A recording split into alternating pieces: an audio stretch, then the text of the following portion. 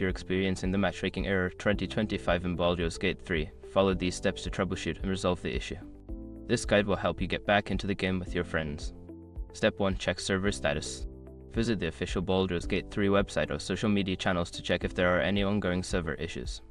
If the servers are down, you may need to wait until they are back online. Step 2.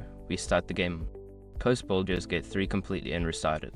This can help refresh your connection to the game servers and resolve temporary glitches. Step 3. Verify game files.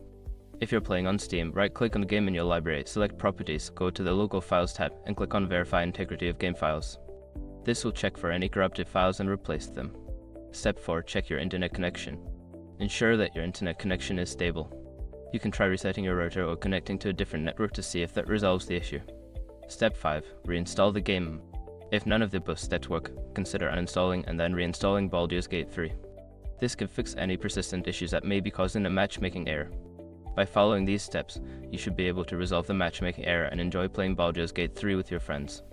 If the problem persists, consider reaching out to the game's support team for further assistance.